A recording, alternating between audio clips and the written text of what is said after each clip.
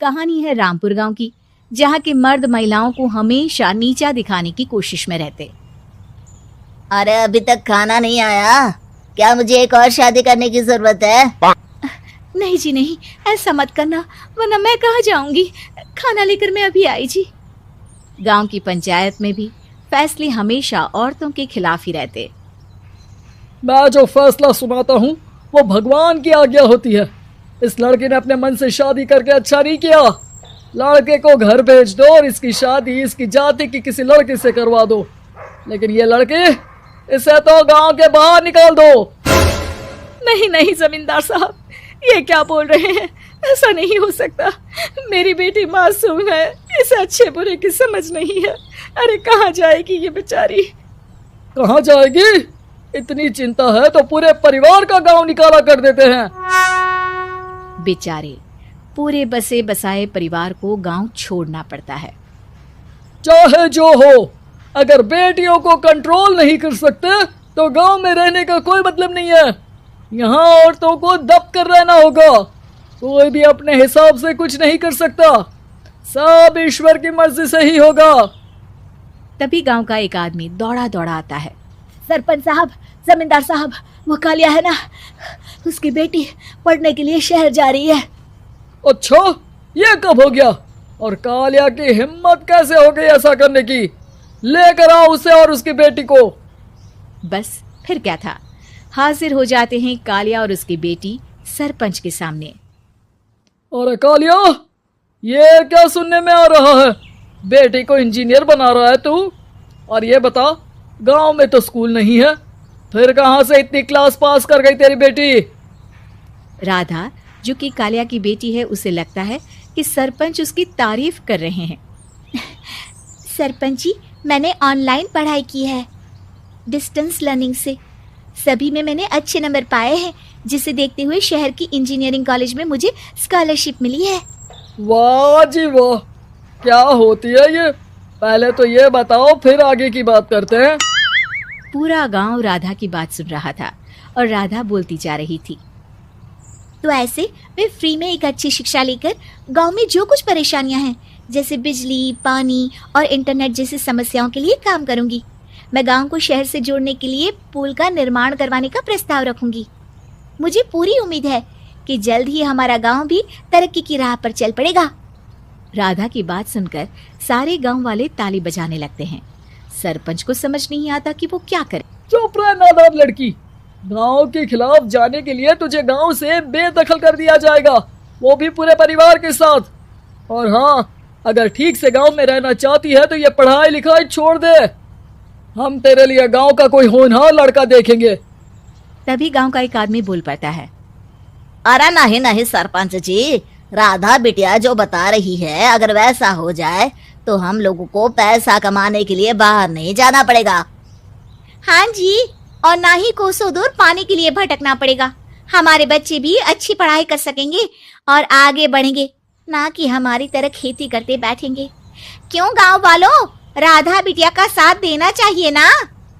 सरपंच देखता है कि गांव राधा के साथ है तो वो चुप हो जाता है। वो घर आकर अपने सलाहकार से बात करता है, जो बहुत ही चालाक किस्म का इंसान होता है। अरे सरपंच साहब, आपको बहुत ही होशियारी से काम लेना पड़ेगा। एक बार गांव तरक्की कर गया, यहाँ के बालक पढ़ लिए तो कोई ना पूछेगा आपको। और फिर ये जो बेटा और बेटी है ना आपके, इनको भी आम लोगों की तरह ही जीवन जीना होगा। हाँ, लेकिन करे तो क्या करे?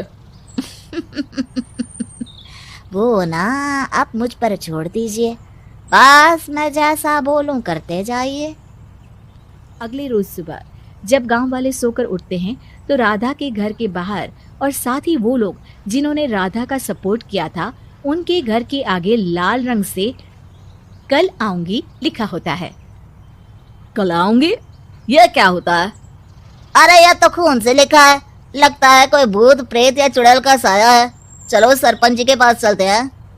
सभी सरपंच के पास जाकर उसे सारी बात बताते हैं। और ये तो बड़ी मुश्किल की बात है।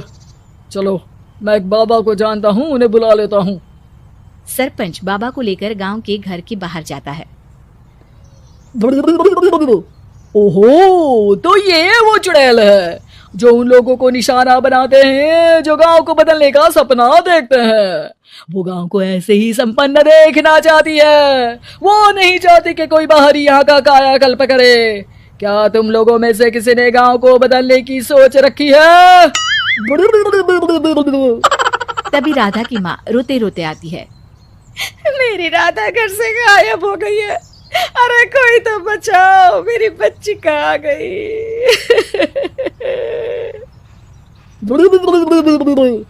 ले गई वो चुड़ैल, तेरी बच्ची को ले गई। अब वो उसे श्रापित करके छोड़ेगी। उस पर चुड़ैल का साया हो जाएगा। तभी बुरी सी हालत में राधा भी वहां आ जाती है। उसके बाल चुड़ैल की तरह फैले होते हैं और कपड़ों में खून लगा होता है। सभी राधा को देखकर डर जाते हैं। माँ, पता नहीं मुझे कौन उठा कर ले गया था। अरे दूर दूर हो जाए चुड़ैल, अब हम लोग इस गांव में नहीं रुकेंगे। अरे कैसी बातें कर रहे हैं आप?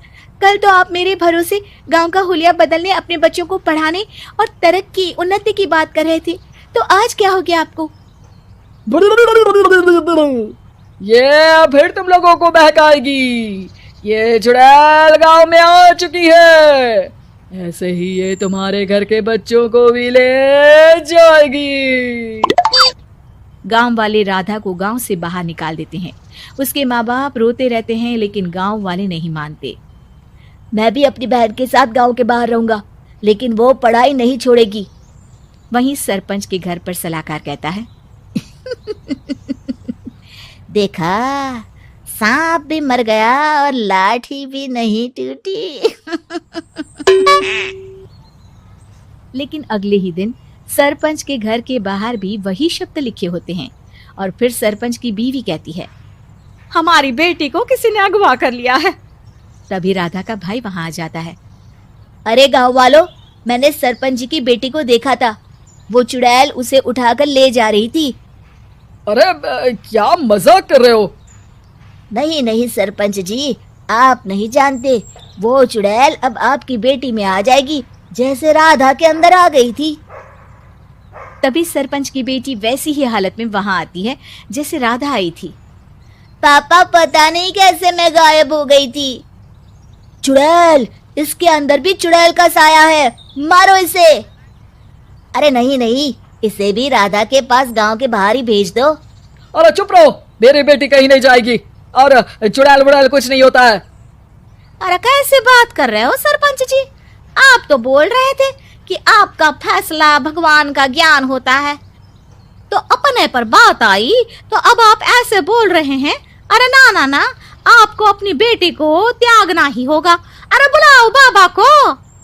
राधा का भाई बाबा को ले आता है, जिसे अब गांव वालों के डर के कारण सच बोलना पड़ता है। मैं कोई बाबा नहीं हूँ, मैं तो मोची था। ये सलाहकार महोदय ने मुझे कहा था एक्टिंग करने को। अब वो मुझे पैसे देने वाले हैं। अब मुझे माफ कर दो। गलती हो गई, मुझे माफ कर दो। तभी वहां राधा आ जाती है। देखा सरपंच जी, जब गांव के बच्चे साक्षर होंगे तो आप जैसे लोगों की चालाकी नहीं चलेगी।